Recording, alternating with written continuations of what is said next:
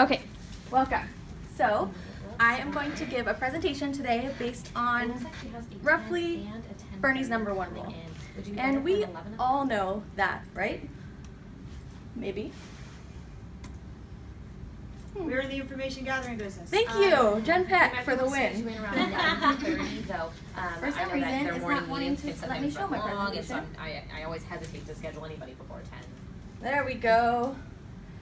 There we go. We're in the information gathering business. So, the three main questions that I'm hoping to help us answer through this presentation are, I can go what are the most important pieces of information that we're trying to gather? We're in the information gathering business, but what kind of information? Right. We could gather all types of information. It wouldn't be useful to us, right? Then we'll just call it How do we gather this information, which may be the hardest part? And then how do we transition that information into business generating dollars, either for you or for the branch? Either way. It's the same thing, right? No problem, Nancy. Have a good day. All right. Yeah. So, number one, what are the most important pieces of information? You can hear Jen Peck say it all the time in our office. I'll give her the message right away. Is it a local company that sounds interesting, roughly 50 to 200 people? Great. That's really, really important, and that's one of the main qualifiers, right? Are they here? Who cares if they're in Alaska? And anyway, so that's most of it. That qualifies a large portion. But also, do they use external sources to fill open roles? If they're already using Aerotech, if they're already using Robert Half, we can do better, right? Do you have the name of the hiring manager? So this is very important as well. If you don't have the name of the hiring manager, you're gonna be just another salesperson calling, asking for, hey, who do you get on the phone? The receptionist. Who's in charge of hiring for your business analyst position? No one cares. They're not gonna put you through. I've done it. Lastly, are they at all unhappy with the types of services that other companies are providing them? So where's that hurt? Is there something wrong with the way that Aerotech does it? How can we do it better? Okay, so what is the most effective and easiest way to gather all this information? You guessed it, our candidates. They are our one-stop shop, you guys. They've got everything right there in their brain from working at that location, right? They know it all. So, information gathering techniques for when you have your candidate in front of you are as follows. Weaving, so how do you fold in the questions that you want answered into maybe the pieces that they're expecting you to ask, right? Getting corrected, this is my favorite. People love correcting you, right? We'll get more into that. Direct and silent, so what happens when you say something and then you stop and you let your candidate talk? You get more information that way, right? And then the last one is guilt. So we're gonna go through all four of these. Number one, how to create your own weaving questions. So this is on one of those sheets that you guys have. And I'm gonna go through it pretty much verbatim. I have my own example at the bottom. So step one, identify what it is that you wanna know. I always wanna know, are they using other sources? That's always the piece of information that I care about. Identify why it would be beneficial for you to know according to the candidate. The candidate doesn't get it, right? Why do you need that information? Well, if you put it in terms of WIFM, our favorite, what's in it for me, your candidate is way more likely to give you that information. So, step two, first put it in terms of WIFM, then ask the candidate, right? Here's an example. Jane, my clients, they love it when candidates have been in contact with other staffing agencies in the past, because then that candidate understands how to work through an agency, how the whole process works, so they can better mediate that relationship. So, have you been in contact with other staffing agencies in the past? Simple. You put it in a term of what's in it for them. My clients, put it back on your clients always. Hey, my client really wants to know. That's what's in it for your candidate, because if they give you that piece of information, they are more likely to get the opportunity through you. I always like to put it on my clients. It could be an obscure question. Hey, guess what? My client really wants to know, right? Well, let's go back. The next one, getting corrected. This is really fun because you just get to make up information, right? So, let's see. I'm trying to figure out the hiring manager's name. Okay, so you work out at the Odom Corporation, right? Oh, I know the head of that department. What's her name? Mary Chambers, right? No, but it doesn't matter because after you stop, they're gonna be like, oh no, that's not the name of that manager. They want to correct you. They love to correct you. So, I want to know, do they use other agencies? Well, I'm sure the HR team out there is still using Aerotech, right? They've been using Aerotech for years. No, but who cares? Seasonality. This is actually one that I got directly from the training that's in front of you, the other one. It's kind of good because I've never used this before. So I was really surprised to hear that the company that you worked for, they use 20 temps every May just to, fill the increased workload or to do the increased workload for May. Who uses 20 temps in May? I don't know. But it doesn't matter because if you say that, they're going to correct you, and then you're going to get seasonality. You're also going to get what what capacity they're using temporary employees in. All super important information, right? Okay, what's next? Oh, direct and silent. This one's fun. So let's see here. Our clients tell us that the #1 way to get an interview first before another applicant is to be the applicant with the best references. You know what we should do? We should get a testimonial from other department managers to really make you stand out. So, what department managers should I contact? What do you have in mind? What other department managers do you have in mind? And then, silent. Drop the mic, put your pen to your paper, and listen to what they have to say. Write it down. Pretend like you're just gonna wait until they give you those names, right? Just wait. It'll work, I promise. I'm sorry, was it 729? So, this is my favorite one. You guys have heard me say this before. You know what? I'm not really understanding what it is that you do out there. I don't get it. Just play down, right? Just pretend like you got no clue. I'm not really understanding what it is that you do out there. Can you tell me the name of another company that does exactly the same thing? Done and done. Drop the mic. Shut up for a second and listen, right? And see what happens. Okay, guilt. This is, maybe it's true you're not quite getting through to your candidate. They're not giving you the information that you're interested in. So you resort to guilt. I think this is kind of lowest on my list of ways that I gather information just because you are kind of putting them in that spot where they're feeling a little awkward about it, but it's okay, it works still, so here it is. So my only interest today is that I can do the best job for you and not do anything to hurt your chances in scoring your next role. But I'm sensing a little bit of hesitation on your end. Is there something that's causing that hesitation? Or what is it? Where's the disconnect here? My only interest is to find you a new role, right? So where's the hesitation? So those are the 4 types of information gathering techniques. For some reason it doesn't want to go forward. We'll do it this way. All right. Now, congratulations, you have a lead. You got it from your candidate. You're sitting down in front of them, you wrote down the hiring manager's name. Technical difficulties? Maybe because we're on a jacket holder in the middle of the room. It's okay, it works. Thank you guys.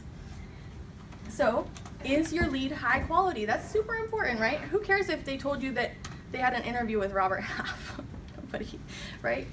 So, key components to qualifying this lead, and we talked about this a little bit in the beginning as well. Is it a local company?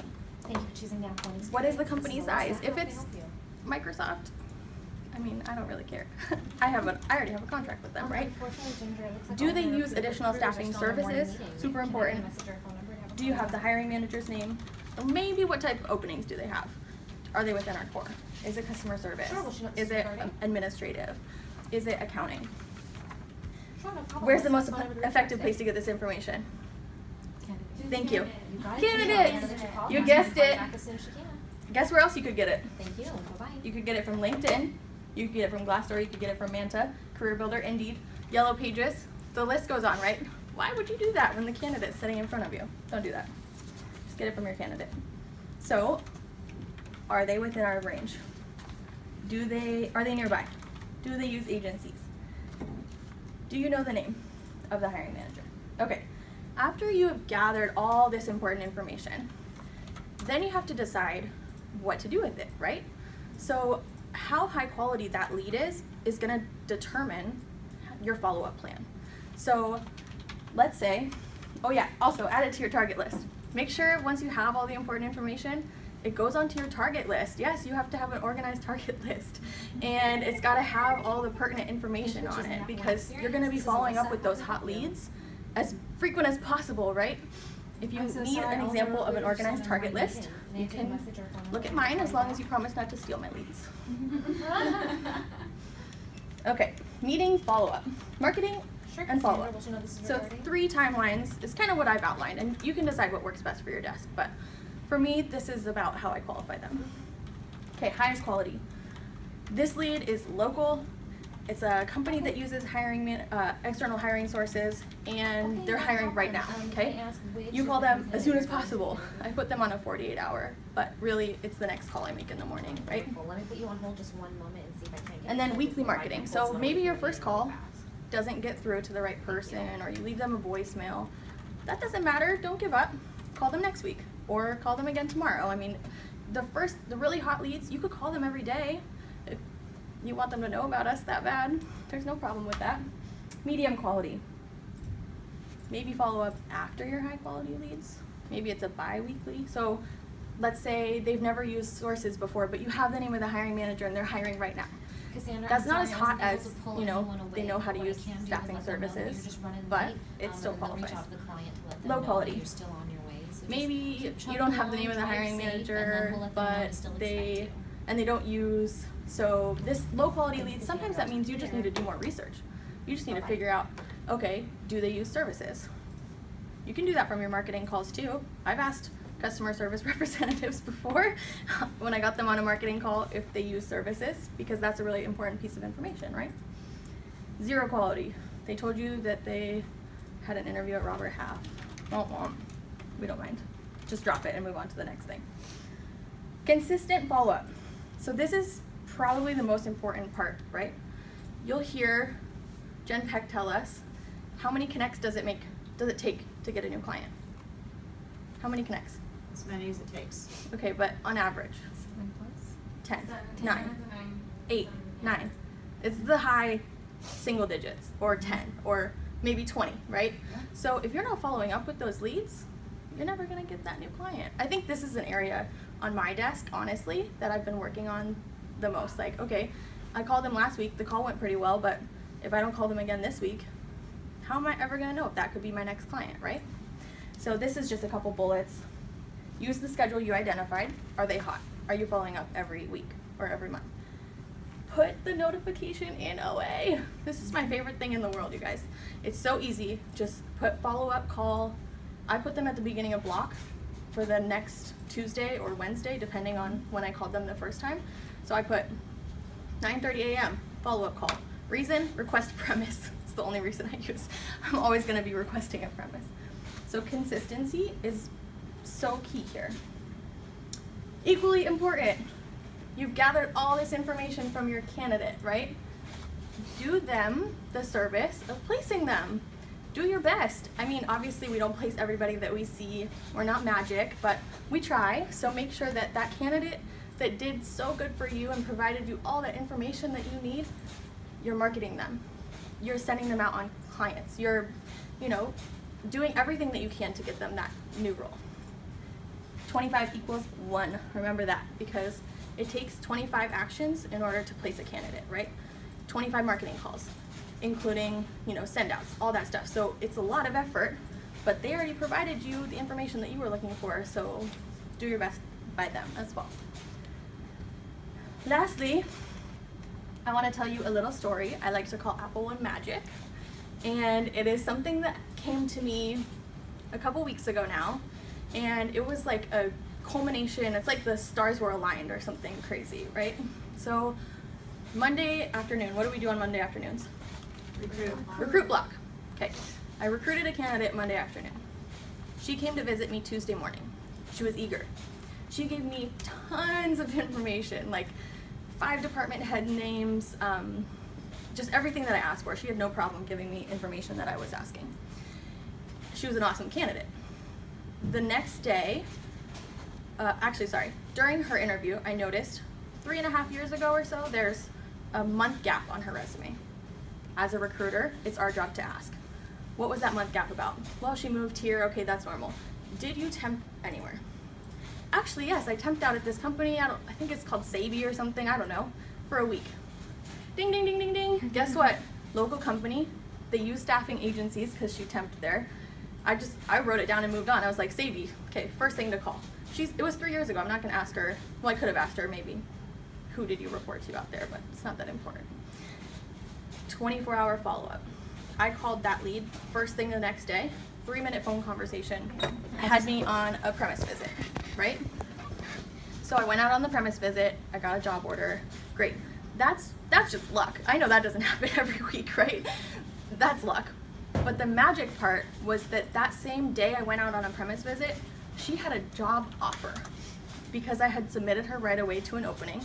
Now she's working and I'm working with this client. So it's just amazing how everything comes full circle, you know, and I had that moment like a couple weeks ago, you guys, and I was like, oh my gosh, it works, right? So all of these tactics that I've outlined here, they work. They really do. It's just a matter of making sure you're phrasing it the right way so that your candidate understands why you're doing everything. So you have the sheets there. So, you know, if you want to use these practices, if you want to kind of tune them to your own desire, please do. Work on it with your candidates this week. And does anybody have any questions? I'd love to answer questions. No?